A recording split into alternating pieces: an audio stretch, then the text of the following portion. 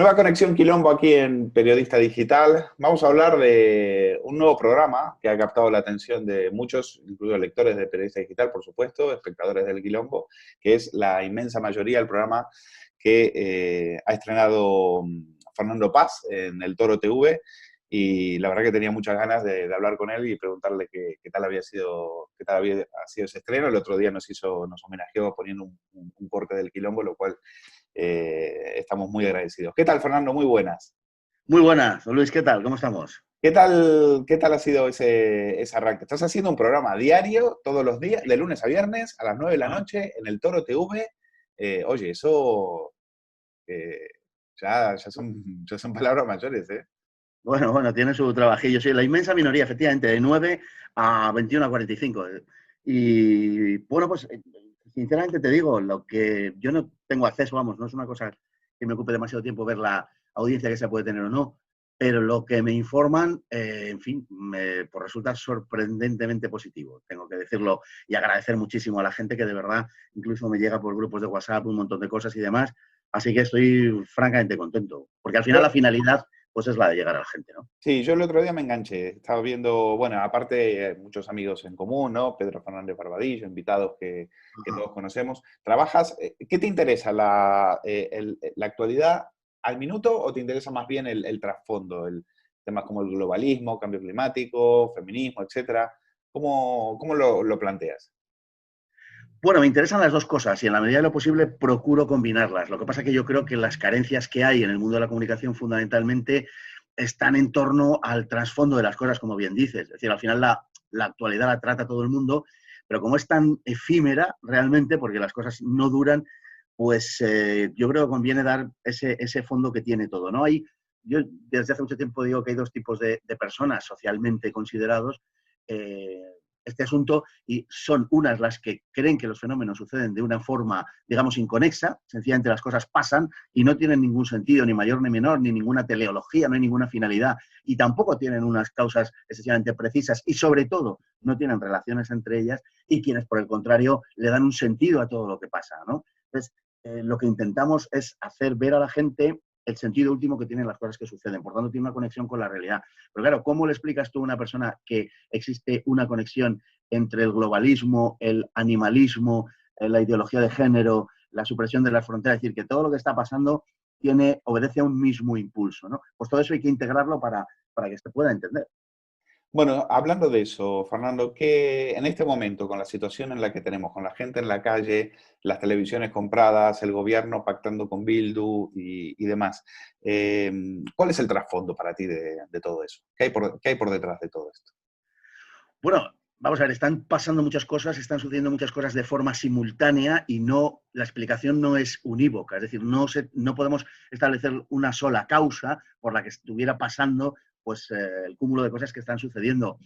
Hay muchas, sin duda ninguna. Hay una dimensión, por dividirlo de alguna manera que nos pueda resultar comprensible, hay una dimensión externa y una dimensión interna, aunque las dos a su vez están profundamente relacionadas. Pero no cabe duda de que sea como fuere que se ha generado esta crisis, esta pandemia, sea como fuere, digo, lo cierto es que se trata de aprovechar para implementar programas que ya venían impulsados desde antes. El propio Pedro Sánchez lo ha dicho, que la pandemia más o menos que es una oportunidad para impulsar algunos procesos que ya venían desde antes, pero que iban más lentos, ¿no? Exacto. Y yo creo que desde ese punto de vista, por una vez y sin que sirva de precedente, Sánchez está diciendo la verdad.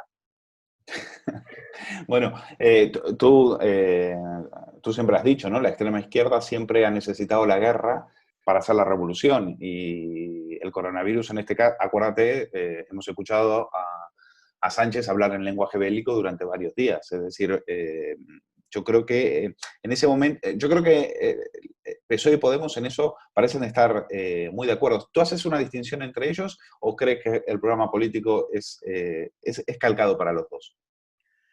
Bueno, yo creo que hay una serie, en este momento lo que está pasando es que hay una división mundial entre globalistas y soberanistas o patriotas o identitarios, en fin, le podemos poner muchas etiquetas que no siempre son exactamente la misma, pero bueno, para no enredar más. Se me Correcto. entiende, es decir, los que defienden la soberanía nacional y la identidad de los pueblos y los que pretenden hacer tabla rasa de las fronteras y aprovechando el globalismo existente, pues crear una sola comunidad mundial, ¿no? Que serían los globalistas. Y yo creo que lo que hay es una delegación por parte del globalismo en la izquierda española, en este momento, el gobierno de Pedro Sánchez, para que lleven a cabo, o para que lleve a cabo el gobierno, esos planes que en realidad son planes globalistas, no son planes, no son planes de izquierda o de derecha, son planes a través de determinados grupos políticos, que en el caso español pueden ser de derecha, pero que en otros sitios, perdón, de izquierda, pero que en otros sitios pueden ser perfectamente de derecha, impongan ese globalismo en el mundo. Ese es el verdadero peligro. Yo no creo ni de lejos que vayamos a imponer, digamos, un mundo comunista o algo parecido. Yo no creo que ese sea el peligro. Creo que el peligro verdaderamente es el del globalismo, y el gobierno español se está viendo de forma muy palmaria y muy evidente, está ejecutando unas políticas que otros le dictan. Y no son políticas propias ni de la derecha ni de la izquierda. De hecho, se llega al punto en que esas políticas globalistas, como es lógico, terminan falseando por completo la democracia, porque los gobiernos se comportan de una manera, bueno, en la que a lo que se limitan es a ejecutar las decisiones que otros toman. Por tanto, sí, dime. ¿Qué interés tiene el globalismo en la presencia, en la figura de Pedro Sánchez? Es decir, los contactos de Pedro Sánchez con el entorno Soros han sido evidentes. Es decir, Sí. recordamos creo que en la primera legislatura recibe a Soros, hace un hueco en su agenda para recibirle, tiene contacto muy fluido con su hijo, las fotos están ahí y él hace gala de eso. ¿Por qué le interesa al poder? Y te lo pregunto también en conexión a otra pregunta, y ya luego tú enhebras todo. El otro día, Cacho contaba que el Santander había presionado a Ciudadanos para que pactara con Pedro Sánchez. Me parece que las dos cosas van de la mano. Entonces, el interés del globalismo en la figura de Pedro Sánchez. ¿Por qué le interesa a él mantener? Porque le interesa mantener a un gobierno que te guste o no, pero, oye, su socio es comunista. Entonces, ¿cuál es el interés? Bueno, yo querría dejar esto incluso un poquito para más adelante, si te parece, pero yo lo que voy a decir ahora, me refiero, yo no creo que Podemos sea comunista, en primer lugar. O sea, eso es algo que habría que matizar muchísimo. En segundo lugar, Europa, en términos generales, y esto, bueno, lo sabemos por boca de algunos de los más insignes globalistas, el caso de Javier Solana, Europa está siendo un laboratorio de las políticas globalistas.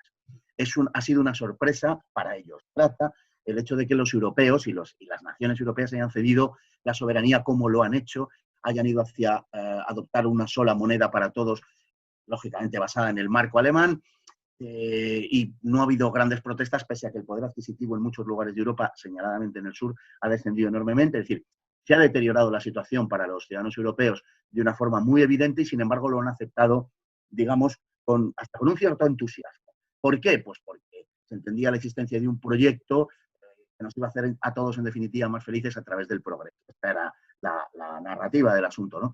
Si Europa es un laboratorio, España es un laboratorio de Europa. Es decir, no hay ningún país en el cual los dirigentes, por decirlo de alguna manera, sean, no sé si decir dóciles, pero en todo caso estén tan implicados en ese proceso de globalismo, en ese proceso de supresión de la soberanía y de la democracia en España.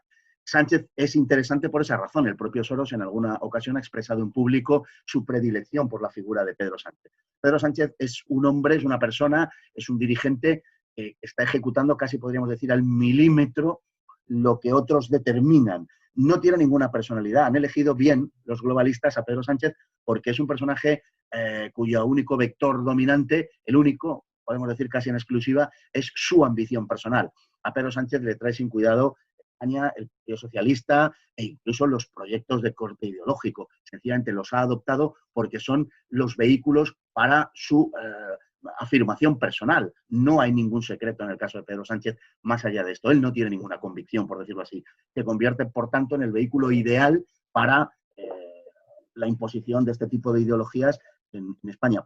Son estas, porque el mundo ha tenido esta deriva, pero podrían haber sido otras completamente distintas. Es un personaje, Pedro Sánchez, absolutamente dúctil, vacío de toda convicción, y por tanto es el elemento más adecuado. Si a eso le añadimos que el pueblo español durante décadas ha sido literalmente asaltado en sus convicciones más íntimas, que venían caracterizándole tradicionalmente, pues nos encontramos que tenemos una población muy maleable, que quizá está presentando ahora algunas resistencias y algunas reacciones, pero en general es una población muy adecuada para los fines del globalismo. Yo creo, en resumen, que España está siendo un laboratorio y Pedro Sánchez el personaje más indicado para los experimentos. De todas formas, en el caso de Sánchez, en el caso del PSOE, esos tics guerras civilistas, nos estuvieron dando un año la matraca con el tema de la exhumación de Franco y demás, esas cosas siguen ahí. Es decir, esas obsesiones, esos fantasmas que le persiguen a los socialistas, siguen estando ahí. Entonces, ahora, yo te escucho y es como si lo único que le interesan a estos tíos es la cuenta de resultados. Yo opino lo mismo de los medios de comunicación, no tienen ideología, tienen cuenta de resultados. Tú pareces opinar igual según en el caso de los políticos. No, yo creo que hay vamos a ver, yo creo que hay una ideología, en el Partido Socialista hay una ideología determinada. Ya los propósitos revolucionarios formulados a la manera histórica quedaron muy atrás y el proyecto del Partido Socialista es desde hace mucho tiempo el PRI mexicano, poco más o menos, es decir, la constitución de un tipo determinado de régimen que les asegure el dominio político y, por tanto, el disfrute del poder.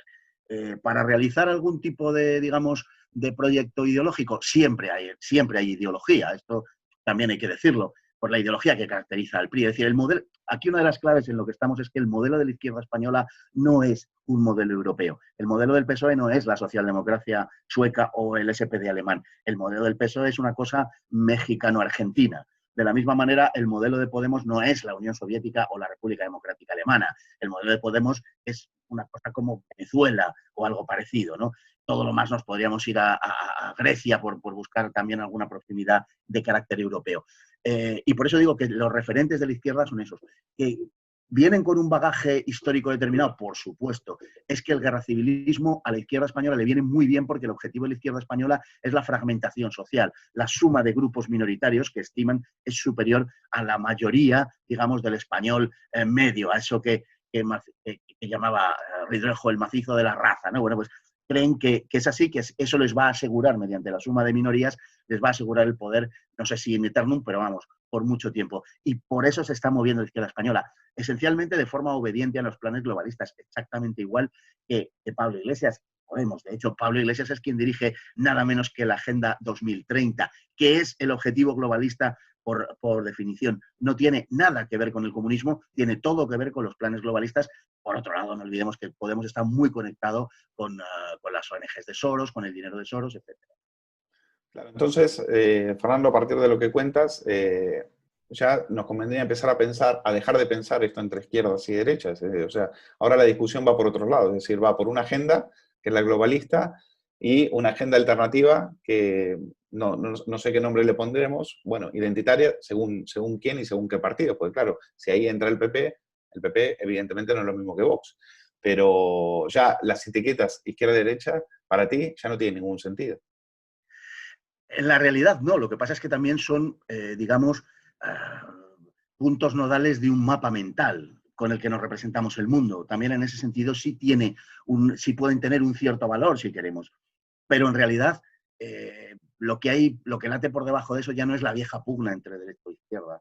Lo que está por debajo de eso es una pelea por seguir existiendo, por seguir manteniendo la dignidad y la libertad y la identidad de una serie de pueblos, o bien construir el One World, construir el mundo unificado en el que, bueno, habrá una especie de religión sincrética o ninguna, en el que habrá un solo gobierno, en el que habrá una sola regulación económica dirigida desde un determinado centro que habrá creado pues, un capitalismo transnacional y globalizado, donde iremos a digamos, a una domesticación creciente en lo cultural, por supuesto, y en lo económico, pues a trabajar por el sustento, que es en definitiva lo que tiende a suceder si se considera que el trabajo es una simple mercancía, ¿no? Como ya hace más de 200 años David Ricardo, pues acabaremos un poco, nunca se repiten las cosas exactamente como han aparecido antes o en otras latitudes, pero un poco algo parecido al modelo chino, es decir, vivir para trabajar y producir a mayor gloria de un capitalismo, como digo, transnacional y globalizado. Yo creo que esa es lo que hay por delante. Derechas e izquierdas no tienen demasiado sentido. Era gracioso, entre comillas, gracioso en el sentido de chocante, ver cómo cuando un antiglobalista como Donald Trump accede a la presidencia de los Estados Unidos, las manifestaciones en Estados Unidos contra Donald Trump son precisamente las de los antiglobalistas, antiglobalización. Es curioso, pero si acaba de llegar un tipo que está contra la globalización y que lo que dice es que va a proteger la industria norteamericana, la economía norteamericana, y lo que dice es que se va a salir de los tratados de libre comercio con las grandes áreas geográficas del Pacífico, de Europa, etcétera. ¿Y cómo están ustedes protestando contra eso? Bueno, pues porque evidentemente los antiglobalización, como los antifascistas, no están utilizando más que el disfraz de temporada de lo que ha sido la extrema izquierda siempre, en definitiva, grupos al servicio de los poderosos. Son para lo que es para lo que han servido los grupos de extrema izquierda realmente, en numerosísimos temas. Hoy lo vemos en el asunto de la lucha del antirracismo, contra el racismo, etcétera, ¿no? Se trata de proveer al final mano de obra barata para los grandes intereses. Eso es lo que representa hoy la inmigración. Todo eso, naturalmente, se envuelve en una retórica buenista, moral, diciendo que no hay seres humanos ilegales, etcétera. Están trabajando en realidad para los grandes intereses globalistas. Y esa es la pelea que hoy realmente tenemos sobre la mesa. Esto es lo que está moviendo al mundo. Naturalmente, y ya termino con este asunto, pero en esa pelea hay también una reacción muy importante y es uno de los motores fundamentales en la lucha contra el globalismo, contra la corrección política. Lo que representa Donald Trump y por lo que mejor quizá se explica Donald Trump es por esa pelea contra la corrección política. Fernando, yo tengo una discusión con algunos amigos y les estoy diciendo, ellos me dicen, no, Sánchez está amortizado, Sánchez no llega al verano, este gobierno cae, a este gobierno se lo lleva puesto la economía. Mi impresión es que hoy veo más fuerte al gobierno que a la oposición y creo que Europa va a acudir al rescate de este gobierno, al rescate, digo, económico, tirando dinero desde los helicópteros y endeudando a los españoles ad infinitum. ¿Tú cómo lo ves? Bueno, yo creo que Europa no va a dar esto gratis. Lo más que nos pueden llegar, en principio, son unos 100.000 millones del medio billón del que se está hablando. Yo creo que Europa esto, como digo, no lo va a dar gratis. Lo que va a dar no llega más allá de cubrir los ERES, o los ERTES, perdón, en realidad, y cualquier cosa que vaya por esa vía, sin duda ninguna, va a entrañar la intervención europea en España. La intervención europea en España, hay algunos que se frotan las manos porque creen que va a imponer un orden y una racionalidad en la economía española, pero se va a hacer a costa del contribuyente, básicamente, que nadie se engañe. Es decir, lo que no van a hacer es dinamitar la base del poder político del gobierno. Eso no va a ocurrir en absoluto. Es decir, España no va a acabar con su estado de las autonomías, por ejemplo, que nadie se engañe. Lo que va a suceder es que se va a recortar de prestaciones sociales, de pensiones y aumentar la carga impositiva, porque la deuda es una barbaridad y está absolutamente fuera de madre. Una deuda que, por otro lado, lo que implica es una sujeción de las políticas españolas a los organismos internacionales. Lógicamente, cuando tú se lo debes todo a un tipo que te deja el dinero, pues estás en manos del prestamista. Yo creo que el gobierno de Sánchez, yo creo que va a durar, desde luego Sánchez va a hacer lo posible porque es su objetivo, durar. Y este es capaz de aliarse literalmente con cualquiera para seguir en el poder. Vamos a ver, sin embargo, en los próximos días lo que sucede, porque también hay algunos síntomas de que Podemos está maniobrando para intentar, digamos, salvarse del naufragio. Yo creo que el gobierno, mi opinión, es que el gobierno no es un gobierno que, salvo que tenga ayudas muy importantes, vaya a sobrevivir. Yo creo que hay una reacción en la sociedad española, además quiero creerlo, de verdad, contra esta situación. Creo que esto es insoportable y cuando salgamos a la calle me da la impresión de que va a haber una enorme inestabilidad y todavía no han empezado a hacer o no ha empezado a hacer mella la catástrofe económica que se nos viene encima. Si tienen la suficiente habilidad como para desligarse, digamos, de la responsabilidad de esa situación económica o no, ya lo veremos. Desde luego han regado con muchos millones a los medios de comunicación más poderosos y generalistas y estos les van a defender seguro, a muerte. Pero bueno, hay otras vías más allá de la política que tienen también su importancia y que yo no descarto en absoluto, es más que estoy convencido de que van a ser más fructíferas, en este caso la vía judicial. ¿A qué te referías con esos movimientos de Podemos? ¿A qué te referías con que Podemos está intentando salvarse del naufragio? Bueno, a ver, Podemos tiene una responsabilidad en todo lo que ha pasado enorme y sobre todo su principal dirigente. Aquí han muerto decenas de miles de ancianos abandonados en las clínicas, siendo responsabilidad exclusiva del gobierno. No olvidemos que desde el 19 de marzo se hizo público, bueno, desde el 14 de marzo el gobierno recabó para sí toda la autoridad. Toda la autoridad, naturalmente, significa toda la responsabilidad. 5 días después, el 19 de marzo, el Ministerio de Sanidad delegó expresamente en Pablo Iglesias la responsabilidad de las clínicas, de las residencias de ancianos. Pablo Iglesias compareció en rueda de prensa y explicó allí los planes que tenía para las residencias. Por lo tanto, todo lo que ha sucedido a partir de ese momento, del día 14, es responsabilidad del gobierno. Y a partir del día 19 es responsabilidad singular del apartado del negociado de Pablo Iglesias. ¿Qué hizo Pablo Iglesias a partir del 19 de marzo? Absolutamente nada. A Pablo Iglesias, al gobierno, lo que es igual que decir, a Pablo Iglesias se le ofrecieron camas para sacar de las residencias a los ancianos. Mientras 16.000 ancianos agonizaban en las residencias de mayores en toda España, había una oferta de 2.200 camas UCI por parte de la sanidad privada y de 40.000 camas hospitalarias en toda España. Lo único que había que hacer era trasladar a los ancianos a esas camas o, en el peor de los casos, haber llevado sanitarios a las residencias. Pero ya que no se hace, por lo menos, y con más seguridad, trasladar a los ancianos a esas camas que se habían ofertado. ¿Qué es lo que hizo el gobierno? Nada, absolutamente ¿Cómo nada. que nada? ¿Les envió morfina? Les envió sedantes, efectivamente, como se ha denunciado. No envió un solo medicamento y no trasladó a un solo anciano. Hay una responsabilidad enorme por parte de Pablo Iglesias en la muerte de esos ancianos, y lógicamente del gobierno en la muerte de los 50.000, que parece ser que ya va por 50.000 víctimas del COVID-19. Pero concretamente en el tema de los ancianos, la responsabilidad directísima es de un Pablo Iglesias que, teniendo toda la autoridad y la responsabilidad, no hizo absolutamente nada. Se desentendió de ellos y los dejó morir en las residencias. Eso es lo que hizo el gobierno, eso es lo que hizo el negociado de Pablo Iglesias. Hay una cosa que no sé si tú alcanzas a ver alguna clave por detrás. Yo no entiendo por qué el gobierno pactó con Bildu la derogación total de la reforma laboral a cambio de su apoyo para prorrogar el estado de alarma, cuando ya lo tenía atado, es decir, con los apoyos de Ciudadanos y de PNV ya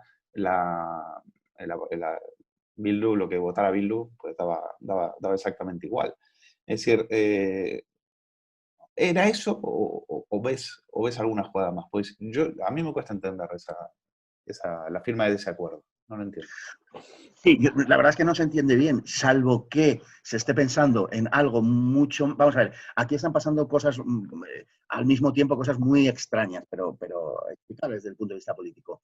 El gobierno se está manteniendo el estado de alarma con el apoyo de fuerzas que no forman parte de aquellas que le apoyaron para formar gobierno. Y al mismo tiempo, fuerzas que le apoyaron para formar gobierno no están apoyando el estado de alarma. Claro. Lo cual es un disparate. Es decir, es que estamos en una situación desconocida prácticamente en España. No ha pasado nunca, ¿no? Lo han querido vender como una gran cosa. Tenemos un gobierno de coalición. El desastre está ahí, no hace falta ni calificarlo, ¿no? Entonces, yo creo que pueden estar pensando, naturalmente, la estabilidad del gobierno más a largo plazo. No en esta cuestión en concreto, sino que están, digamos, solidificando ciertas relaciones, en este caso con Bildu, por lo que pueda venir más adelante. No olvidemos que al final el gobierno está aquí por un solo voto, por un solo diputado.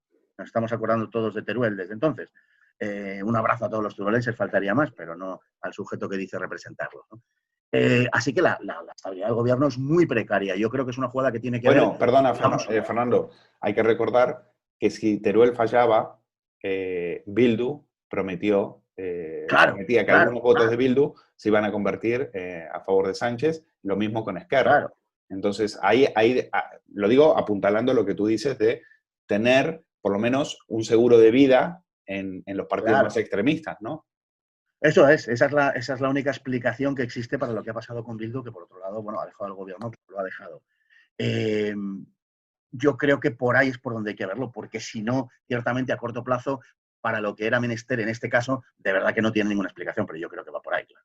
La última, inmensa minoría, tu programa en el Toro TV /Intereconomía, ¿qué nos queda? Porque la verdad que el panorama que le damos a los que nos están escuchando es un poco asiago. Entonces, ¿qué forma de resistencia crees que nos queda?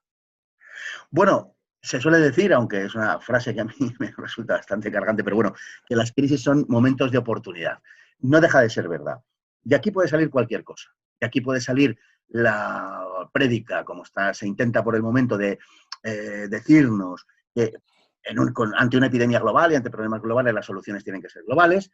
Puede salir este discurso, pero yo creo que también puede salir otro, y me parece que es del que muchos españoles están más cerca, y es que ha quedado palmariamente demostrado que, por el contrario, tanto en cuanto a la epidemia como en cuanto al funcionamiento de la economía, justamente la globalización lo que ha hecho ha sido extender los peores efectos de las dos, mientras que los países que mejor se han defendido han sido justamente los países que permanecen en mayor medida al margen de la globalización.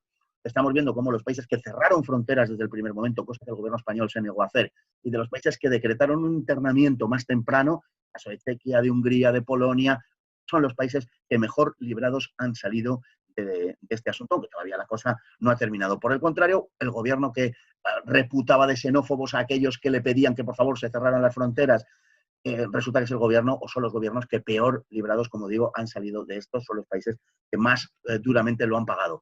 Por tanto, yo creo que eso por un lado, y por otro lado, la necesidad y a la fuerza Orcan del panorama político que tenemos por delante, las restricciones que se van a imponer lógicamente al comercio y toda una serie de necesidad de adopciones de políticas sociales, además de que hemos aprendido que no podemos delegar la producción de determinadas artículos, cosas a otros países, porque nos pasa luego lo que nos pasa, que no tenemos ni para mascarillas, yo creo que eso abona enormemente el discurso antiglobalista. Y me parece a mí que muchos españoles, y no solamente españoles, por supuesto, van a ver reforzadas sus creencias en eso. Tenemos necesidad de una economía propia, tenemos necesidad de una reindustrialización, tenemos necesidad de no depender, como estamos dependiendo de forma extrema, de lo que a otros países le sucedan. España, en sus principales industrias, podemos decir, en el turismo, en la construcción, depende enormemente del extranjero. Se decía hasta ahora, que la frase puede que no sea muy afortunada a la luz de lo que está pasando, pero, en fin, que cuando Europa se constipa, España coge la gripe. Pero es verdad. Es que dependemos de que los ancianos, los jubilados europeos vengan a España o no vengan a España. Y mucho me temo que España, centro mundial de la pandemia, va a dejar el país más afectado, el país con más sanitarios contagiados, el país con más muertos y contagiados por millón de habitantes, va a dejar de ser un destino atractivo. De momento, este verano nos olvidamos, claro. Pero creo que eso puede dar una orientación. Si lo supiéramos aprovechar y no tuviéramos un gobierno entregado a los designios globalistas, eso se podría aprovechar muy bien, de verdad, para reedificar España o para, en fin, levantar España de nuevo sobre otras bases. Sobre las mismas que un día no lejano nos hicieron ser un país con importancia en la comunidad internacional. Pues Fernando Paz, ha sido un auténtico placer. Te deseamos muchísima suerte con La Inmensa Minoría a las 9 de la noche de lunes a viernes en el Toro TV y por supuesto ahí estaremos viéndote. Un fuerte abrazo. Muchas gracias, un fuerte abrazo, Luis. Un placer.